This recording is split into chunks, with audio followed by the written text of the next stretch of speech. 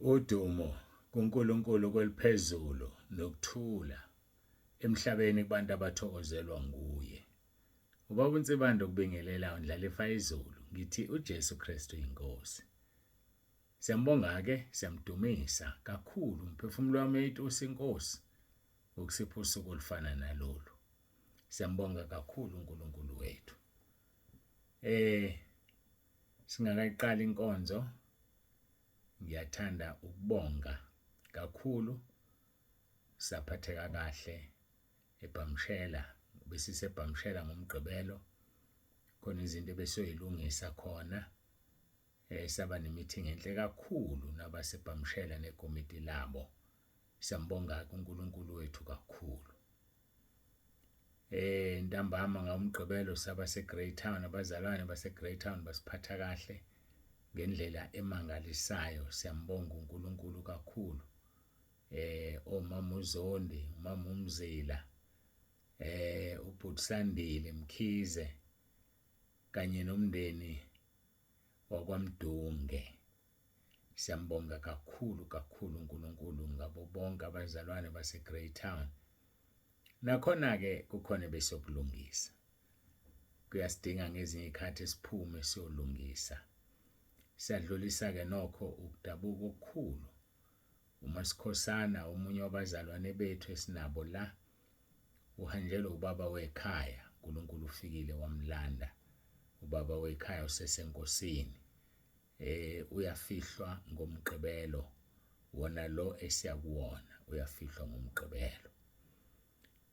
Ngawo lo mgqibelo esiyakuwona ngizobe ngingekho ngenxa yokuthi kade kwabhukhwa kufanele ngibe se-Underberg.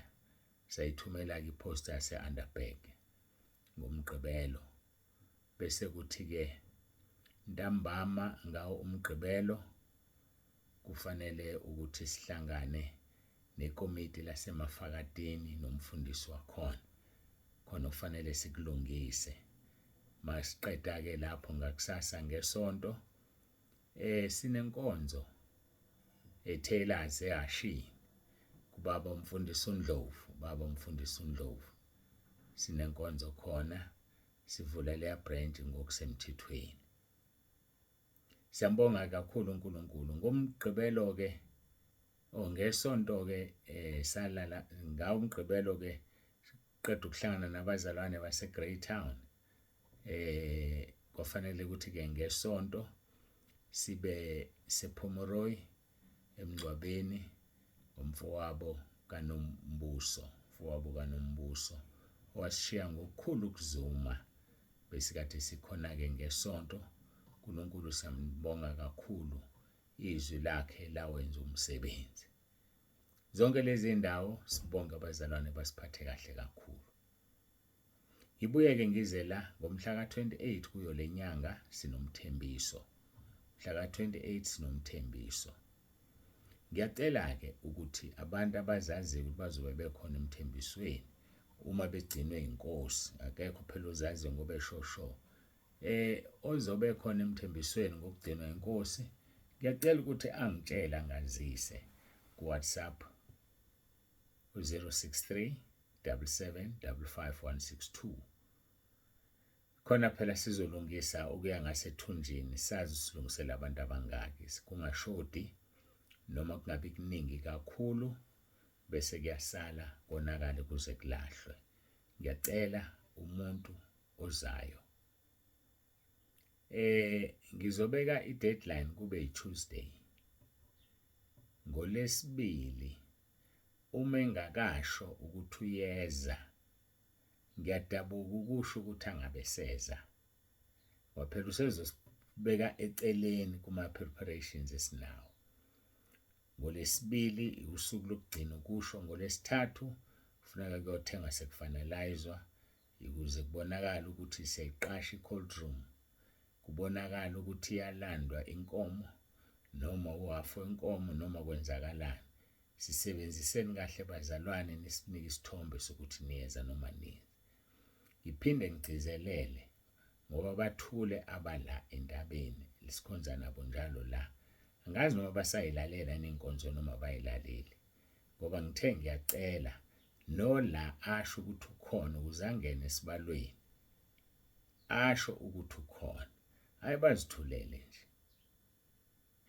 hayi angazi njalo angazi angazi noma ilento engangayitshelwa uNkulunkulu yini ngicela ukungangeni kuyona manje kodwa ke isimo simi kanjalo ngiyacela ukuthi abantu ababhukhayo ngiyacela ngake ngakusho ngiyakuphinda uma ubhukha wathola idate yakho inyanga nonyaka nesikhathi nenamba oyefonela kubhala ebhukwini lakho lezono kuphela ngoba kunzima kabi ukuthola information ukuthi ubhukhele nini you can imagine abantu ababhukhile bangaphezulu ka-5,000 so uyaqhamuka wena uthi awuzazi wabhukha nini asikwazi ukuthi go through ama-diagram aningangaka ngakho ngiyacela nje date yakho ukuthi uzofona nini yiphi inyanga imuphi unyaka nesikhathi nenamba oyoyifonela abanye balinda isikhathi eside bese bevele befonela inamba kaWhatsApp ethi qhamuka sethi ngikufonelile ngangakuthola ngivele ngibuza umbuzo kodwa ungifonele kuyiphi inamba asho WhatsApp ngithi ngesikhathi ngikunika ngakunika ngathini zonke ezinye inamba zifike kamuva inamba endala yile ngifonelwa kuyona lokhu kwasukela nje kuqala ibandla ngase ngiyisebenzisa so manje wena uzofonela inamba kaWhatsApp angikwazi ukukhuluma kuWhatsApp ngoba uWhatsApp unesikhathi sawo angifuni ukuthi ngithi ngikhuluma nocingo kube kungena ama messages oWhatsApp so ngiyacela nje bafowethu sibhale ebhukwini lezono idate usuku lwakho inyanga unyaka isikhathi ofona ngaso nenamba oyoyifonela ngeke ngasho ngesonto edlule ngathi kuvele kube umoya mazilahleka nje lezi ndivele lahlekela abantu abaningi bonke bathi bayafuna ngifune kanjani ke mina ngifune kanjani akungixoxele ufuna kanjani uqalapi umuntu engazi lutho abanye bayibhale ibe wrong eyibuka ayibhale wrong ngivele nginga-understand ngempela ngiqondi kodwa sidluleke lapho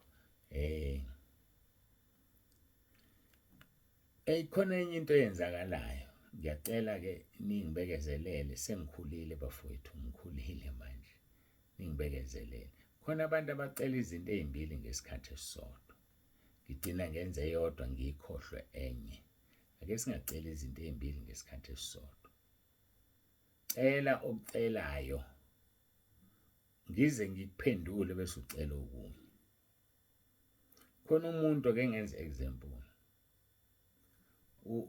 ucela usuku lombhabhadiso abese faka umuntu ngicela ungedelele umuntu yazi uku-add umuntu kuyiprocess nakho kombhabhadiso kuyiprocess kufuna ngibuke idate yakho nginika yona uvuma izono ngiqale ngoyi-check ukuthi right na bese emva kwalokho ngibhala kwi-diary ngibhala efonini ngikuthumelele now umqondo wami usukhohliwe ukuthi ubucela izinto ezimbili yibona kuya ukuthi ngiqale ngayiphi mangiqale ngokunika lo mbhabhadiso lo muntu obuthe ufuna afakelwe yena ngeke asafakwa sengikhohliwe mina uma ufuna ukufaka umuntu ngizofaka umuntu ngikhohle ukuthi ubucela usuku lombhabhadiso angazi uneyibona lo ngicela sike singacela izinto ezimbili lokho ngiyayicelela nje ngishaya iminyaka abafowethu ngiyakhohlwa ngibona ngoba sekuyanda athi umuntu ngangicela ukuthi ungifakele umuntu awumfakile ngithi ngiyabheka ngempela nangu lo muntu mase ngibuka okuhlangene nokuthi wafuna idate yombhabhadiso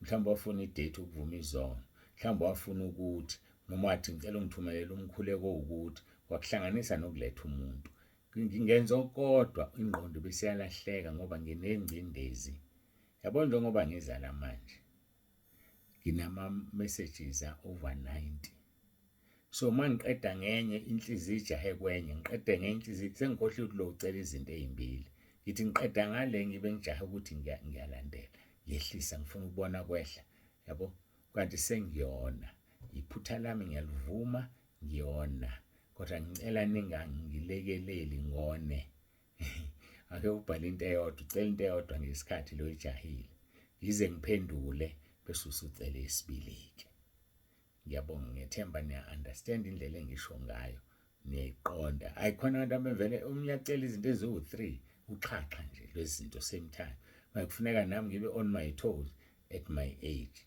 hayi ngeke akusalungi. Nizwe manje izizwe lami lingesho kahle, hayi umkhuhlane awukapheli bazalwane, hayi awukakapheli. Kodwa ke ngiyamkholwa uNkulunkulu ukuthi izoshaya weekend usuphelile njengoba nginamatasa kangaka ngempela sonto.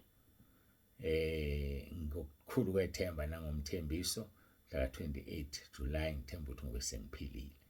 Ngiyabonga kakhulu ke, ngiyacela sikhuleke sinxuse uNkulunkulu wethu abe kanye nathi ngaso sonke isikhathi, nibasize nabantu enibalethayo. Uma sebhuka abhale phansi ebhukwini lezono ama-dates akhe ukuze uma ifoni ifreezer abe nawo a-correct. Hayi ngeke asiguqe sikhuleke, ngingageqi amagulu engathi ngiyemuka. Lukhona lolo suku, hayi yabona lolu suku uyongibona ngiwageqa wofunda kwezakho ukuthi iyahamba-ke le ndoda manje. Siphelile isikhathi sayo, sithulula yonke into ukuze engathi hamba kufike kuthiwa ukusaphi lokhu. Ngani sasithe ubokushiya emhlabeni, ufunani nalento manje? Awuqedanga ngani ukuthulula? Hayi nobona lo langa nginithululele kanti sengigeqa amagula, ngenze njani? Ngekhaya ngiyophumula. Asiguqe sikhuleke.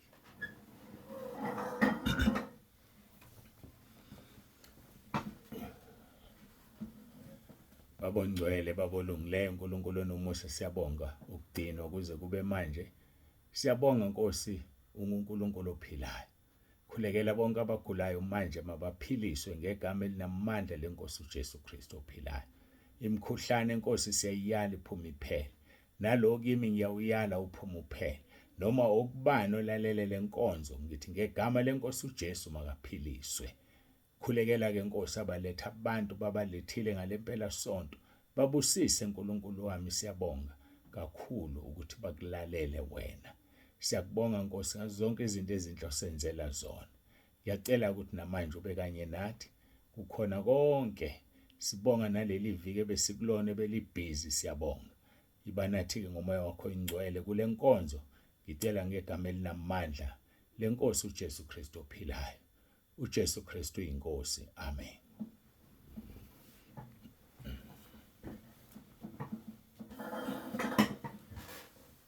Ayike siyambonga uNkulunkulu wethu kakhulu, siyamdumisa abangcwele. Dumo lonke lakuyena lumfanele ikhathi singakabikho namanje kuze kube phakade. Sofunda ke izwi lenkosi, sakhuluma ngaso isihloko sethu, ubunye kuKristu. Mphiko uKristu umelana nobunye. Usiyasebenza ongenamthetho, kodwa akakambulwa, obulinda ukuthi kugudluzwe lo umvimbile. John 17 verse number 20 and 21. Angiceleli laba bodwa kepha nalabo abakholwa yimi ngezwi labo, ukuba bonke babe munye njengalokhu wena babukimi nami ngikuwe, ukuba nabo babe kuthina, uzizwe likholwe ukuthi wena ungithumile. Siyambonga uNkulunkulu wethu kakhulu ukuze izwe likholwe ukuthi wena ungithumile. Makabongwe uNkulunkulu wethu, abaseKorinte besibili chapter 2 siqala verse 14. Kodwa makabongwe uNkulunkulu osihola njalo odendweni lokunqoba kuKristu, kubonakala nobonakalisa ngathi iphunga lokwazi kwakhe ezindaweni zonke, ngokuba siyiphunga elimnandi likaKristu kuNkulunkulu, kuba abasindiswayo nakuba abalahlwayo. Kulaba siyiphunga lokufa kube ngukufa, kodwa kulaba siyiphunga lokuphila kube ngukuphila. Ngubani ongangalokho na? Ngokuba sinjengabaningi abonakalisa izwi likaNkulunkulu ngenxa yenzuzo, kodwa njengabaqotho, njengabavela kuNkulunkulu, sikhuluma phambi kaNkulunkulu sikuKristu. Sase siyamuva salapha ya encwadini kaPetro, lapho uPetros kuPetros siyoza ukuthi uNkulunkulu yini asiphathele wona kuPetros. Petros chapter 5. Petros chapter 5. Awu, nangu Petros engilahlekele. Kukhulunywa ngebandla, sibheka ukuthi ubani umvimbili. Verse 2, 1 Peter chapter 5 verse 2. Yalusana umhlambi kaNkulunkulu phakathi kwenu. Kungabi ngokucindezelwa kodwa ngokwentando kaNkulunkulu. Kungabi ngenxa yenzuzo eyihlazo, kodwa ngenhliziyo evumayo, kungabi njengabazenza amakhosi phezu kwamabandla enabelwa wona, kodwa nibe yizibonelo zomhlambi kuyokuthi nxa ebonakaliswa maluso omkhulu niyakuzuza umqhele wenkazimulo ongaboniyo. Ngokunjalo nina basha thobelana amalungu, kepha nonke embathana ukuthobela, nithobelane ngokuba uNkulunkulu umelana nabazidlayo, kepha abathobekileyo ubapha umusa. Sasingena kwabaseFesu sikhuluma ngebandla ukuthi kungaba yilona yini noma ohulumeni noma umoya ongcwele ovimba ongenamthetho. AbaseFesu chapter 6 from verse 12. Ngokuba sibambene negazi nenyama, kodwa sibambene nemibuso namandla nababusi bezwe balobu bomnyama nabomoya bobubi emkhathini. Ngakho hlomani izikhali zonke zikaNkulunkulu ukuba nibe namandla okuzabalaza ngosuku olubi, nalapho senifeze konke nime. Senifeze konke nime. Verse number 14. Ngakho yimani izinkalo zenu ziboshwe ngeqiniso, nifakile isivikelo sesifuba sokulunga. Izinyawo zigqokisiwe ukulungela kokhu kushumayela ivangeli lokuthula. Kukho konke nithatha isihlangu sokukholwa kuba namandla okucima ngaso yonke imicibisholo evuthayo umubi. Number 17. Namukele futhi isigqoko sensindiso nenkemba kamoya eyizwi likaNkulunkulu. Number 18. Ngokukhuleka konke nokunxusa, nikhuleka ngezikhathi zonke ngomoya, kulokho nilinde ngesineke sonke nangokunxusela abangcwele bonke. Umsebenzi wethu ukunxusela abangcwele, umsebenzi wethu ukunxusa, sibanxusele bafowethu abangcwele ezindaweni eziningi ezihlukeneyo phakathi nomhlaba nezwe lasemhlabeni. Bayadutshulwa, bayashaywa, beshayelwa ukuthi bakhonza uJesu. Ngakho thina wethu umsebenzi ukubanxusela. Siyambonga-ke kakhulu uNkulunkulu. Uthi kuverse 18, ngokukhuleka konke nokunxusa, nikhuleka ngesikhathi zonke ngomoya, kukho nilinde ngesineke sonke nangokunxusela abangcwele bonke. Verse number 19. Ninginxusele nami ukuba ngiphiwe izwi xa ngivula umlomo wami ngize ngishumayele ngesibindi imfihlakalo yevangeli engisithunywa ngalo esiboshiwe ngamaketanga, ukuze ngikhulume ngesibindi ngalo njengalokhu kufanele ukuba ngikhulume. Ngifisa ukungena lapho-ke kakhulu namhlanje ukuthi bafowethu ngiyacela ninginxusele, ngiyamcelela nomama nimnxusele. Thina nje siwubuso bebandla, ngiyacela nisinxusele. Ngiyisitha mina esikhulu sikaSathane, ngeke kanitshena lokho. Ngiyisitha esikhulu, enemy number 1. Yasho second in charge kaSathane, yathi besingakunakile, besingazi ukuthi usukhule kangaka. Kubo bonke abantu abebengena ezulwini baphume, sikwazile ukubaphuca izikhali zabo, abasakwazi ukungena baphume ezulwini ngesikhathi esifanayo. Bonke laba bantu abebengena bephuma ngokuthanda ezulwini, wena wedwa Nsibande besingakulindele lokho. Sikuthathe kancane kodwa sesibonile ukuthi ukhulile undlondlobele. Udumo-ke luya kuNkulunkulu. Ngicela imikhuleko-ke ngenxa lokho, nangokuthi nje siyadinga ukukhulekelana. Ngiyanikhulekela nami, ngiyacela imikhuleko bazalwane. Asikhulekeni, sisondele kuNkulunkulu, sikhulekelaneni ngoba umvuzo wakho nowami yobamkhulu ezulwini.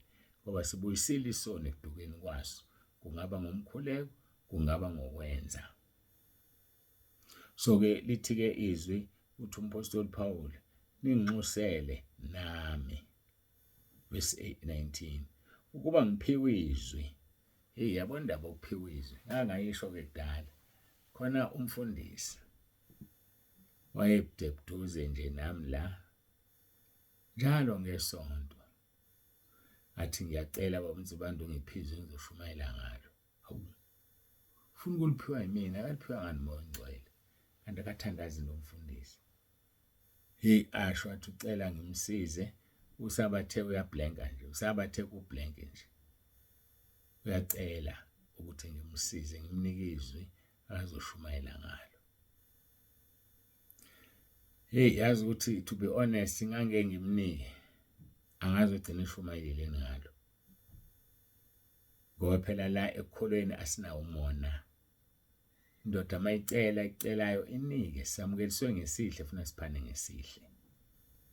So-ke inkinga esibhekana nazo-ke njengabefundisi, ngiyakhuleka ngiyathandaza uNkulunkulu angisize ngiliphiwe izwi.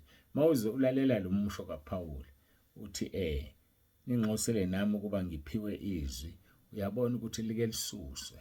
Kuba khona olisusa izwi, kodwa khona seliphiwe, kodwa lithathe njengale umfanekiso wenkosi uJesu wembewu eyawela endleleni, imbewu yadliwa izinyoni zezulu ewela endleleni, kwangathi ngawela emhlabathini onjani, ophilayo.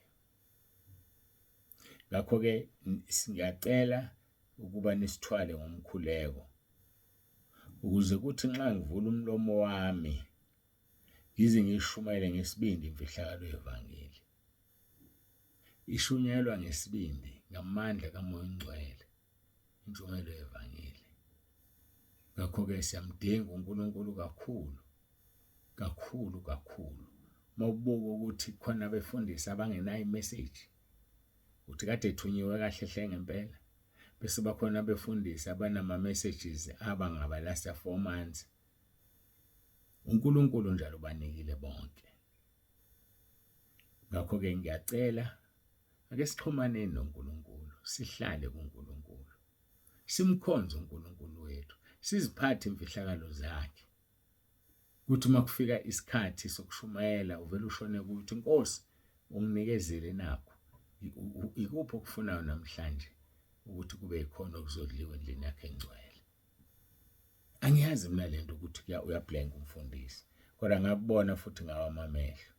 Ngakho-ke ninxusele nami ukuba ngiphiwe izwi xa ngivula umlomo wami yize ngiyishumayele ngesibindi imfihlakalo yevangeli. Imfihlakalo yevangeli ishunyalwa ngesibindi, ishunyalwa ngamandla, imfihlakalo yevangeli. Kuze ukuthi nxa ngivula umlomo wami yize ngiyishumayele nangesibindi imfihlakalo yevangeli. Hayi ifuna isibindi ngempela imfihlakalo yevangeli. Ngaphandle kwesibindi ngeke ukwazi. Sidinga ukuthi sibanxusele bonke abangcwele. Ibandla, ngikhulunywa ngebandla la, umsebenzi webandla lo. Ibandla limkhulekela umholi walo. Likhumbule ukuthi usenyameni naye uyalingeka. Limkhulekele. Njengoba izwi lenkosi lisho kuJob 31 verse 1. Athi uJobe ngenza isivumelwano namehlo ami, ngabuka kanjani intombi. Uyadinga ukwenza isivumelwano nephathi yakho esemzimbeni ekuhluphayo. Kungaba iphathi ekuhlupha ngeinkanuko, yenza isivumelwano naye egameni likaJesu izokulalela. Kuningi-ke singakubeka ngalokho, kodwa bengidlula nje ngithi kukho konke bafowethu masibonge. Kukho konke sinxuse kukho konke ukuba ubaba uNsibanda aphiwe izwi. Ukuba ubaba uNsibanda akwazi usilandela imfihlakalo zezulu. Yilo umsebenzi wami kunina. Ukuniyala ilanda imfihlakalo zezulu. Siyambonga uNkulunkulu wethu kakhulu, siyamdumisa. Akekho ofana naye, akekho njengaye. Ufunde uIsaiah 42 verse 8. Uzokuthi lithini izwi lenkosi. Siyambonga uNkulunkulu wethu kakhulu. Sengifikile emaphethelweni alenkonzo. Khona ucoshile, khona uzwile. Masimbonge uNkulunkulu wethu. Udumo lonke lungolwakhe, lumfanele. Masiguqe, sikhothame, sikhuleke.